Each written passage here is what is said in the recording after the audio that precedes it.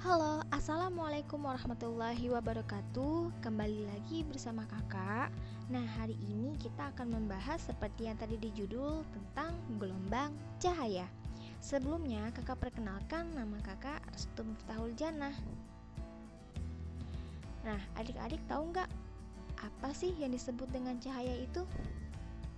Ya, cahaya merupakan gelombang transversal yang termasuk gelombang elektromagnetik.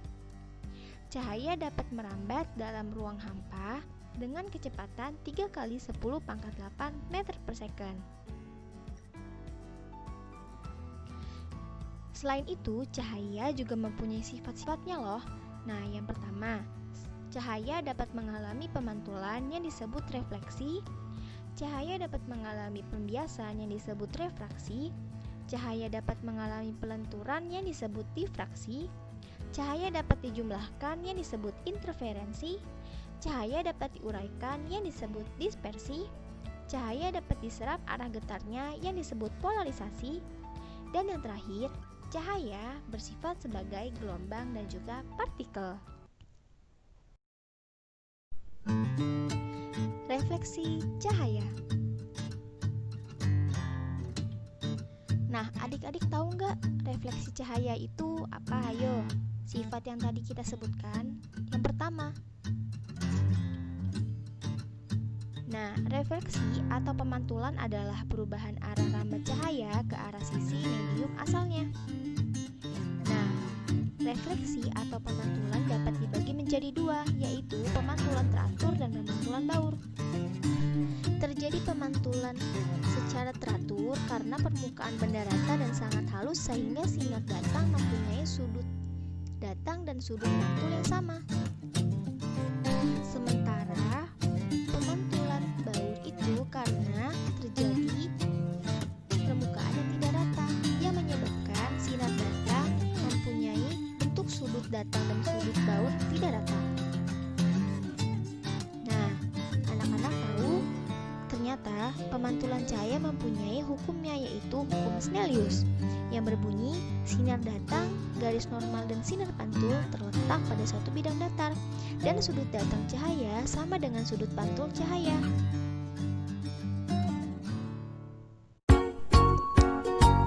Sifat selanjutnya adalah refraksi cahaya.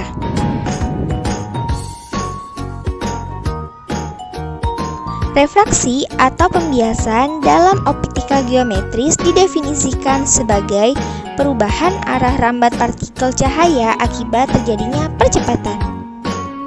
Loh, kok sendok dalam gelas yang berisi air terlihat bengkok ya? Tadi sepertinya tidak kok. Mengapa ya? Nah, kakak tahu tidak? Hal ini terjadi karena cahaya dibiaskan atau berbelok arah. Ketika cahaya mengalami pembiasan saat melewati medium yang berbeda, cahaya akan mengalami perubahan kecepatan rambat saat menjalar di medium yang berbeda. Sifat cahaya selanjutnya adalah difraksi cahaya.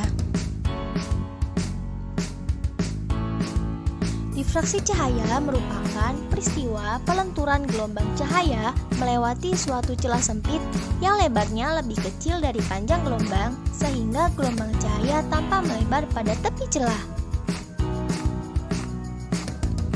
Nah, difraksi dibagi menjadi dua, yaitu difraksi celah tunggal dan difraksi celah banyak. Difraksi celah tunggal terjadi ketika cahaya melewati celah yang sangat kecil, maka dapat terjadi peristiwa terbentuknya pita gelap dan pita terang yang disebut sebagai difraksi celah tunggal. Nah, sementara pada difraksi celah banyak atau difraksi pada kisi terjadi ketika sebuah cahaya monokromatis dilewatkan pada lempeng kisi atau celah banyak, maka akan terbentuk pola difraksi berupa pola gelap dan pola terang pada layar.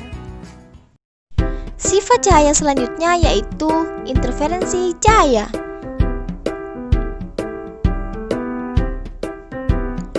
Interferensi cahaya merupakan interaksi dua atau tiga lebih gelombang cahaya yang menghasilkan suatu radiasi yang menyimpang dari jumlah masing-masing komponen radiasi gelombangnya.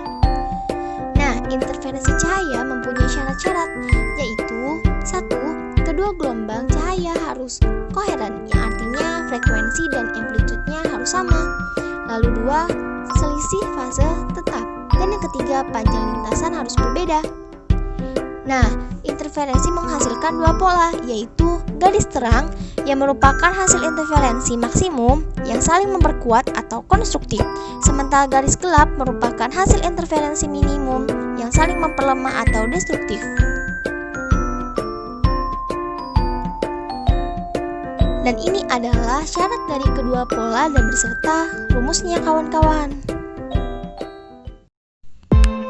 Lalu, sifat cahaya selanjutnya adalah dispersi cahaya.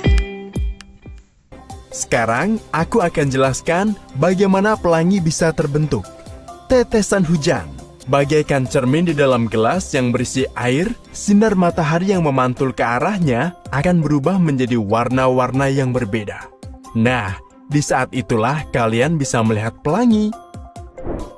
Ingat, pelangi hanya bisa dilihat ketika hujan dan matahari ada di waktu bersamaan.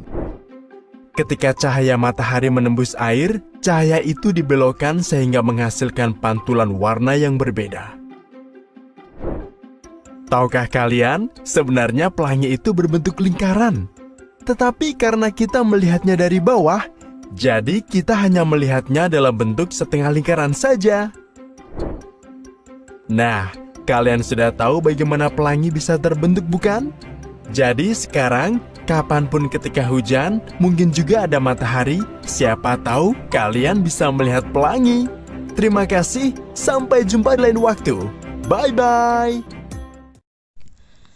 Nah, apakah anak-anak dapat menyimpulkan dari peristiwa tadi bahwa dispersi adalah peristiwa penguraian cahaya polikromatik atau cahaya putih menjadi cahaya-cahaya monokromatik yang biasa kita sebut Meiji-ku Hibiniu.